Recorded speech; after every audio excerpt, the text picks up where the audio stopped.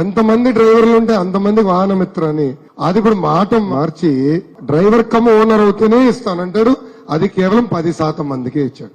13 లక్షల మంది ఆటోలు తోలుతుంటే 10% మందికే వాహన మిత్ర ఇస్తున్నాడు.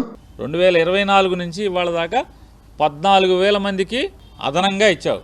రెండేళ్లలో ఇప్పుడు 2 ఏళ్ళు అయిపోయింది అంటే 1 సంవత్సరం ఎగ్గొట్టావు. ఒక సంవత్సరం ఎగ్గొట్టి ఇచ్చిందేమో 2,90,669 మందికి. ఎలక్షన్లో ఏం చెప్పావు? ఇది మీ మేనిఫెస్టో. బ్యాడ్జి కలిగిన ప్రతి ఆటో డ్రైవర్కి, ట్యాక్సీ డ్రైవర్లకి, హెవీ లైసెన్స్ కలిగిన ప్రతి లారీ టిప్పర్ డ్రైవర్కి చేశారా ఇవాళని అడుగుతున్నా.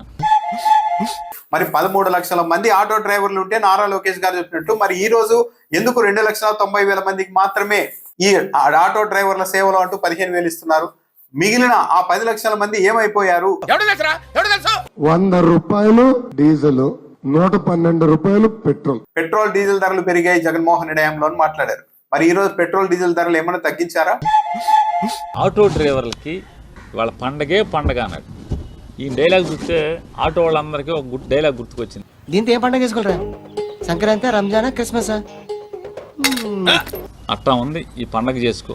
పోయిన 5 సంవత్సరాలు చూసాం. మీ మౌత్ పబ్లిసిటీ దెబ్బకి వైనాట్ 175 కాస్త వైనాట్ 11 అయినాయి. మహిళలకు ఉచిత బస్సు సర్వీస్ కారణంగా ఆటో డ్రైవర్లు ఉన్న ఉపాధిని కోల్పోయే పరిస్థితి వచ్చింది. మరి ఇప్పుడు వాళ్ళు మౌత్ పబ్లిసిటీ మొదలు పెడితే ఇంత డైరెక్ట్ గా సఫర్ అవుతున్న ఈ నేపథ్యంలో వాళ్ళు నెగిటివ్ గా ప్రచారం మొదలు పెడితే మరి కూటమి ప్రభుత్వం పరిస్థితి ఏంటి? అది నీ ఇమాజినేషన్ కి వదిలేస్తున్నా.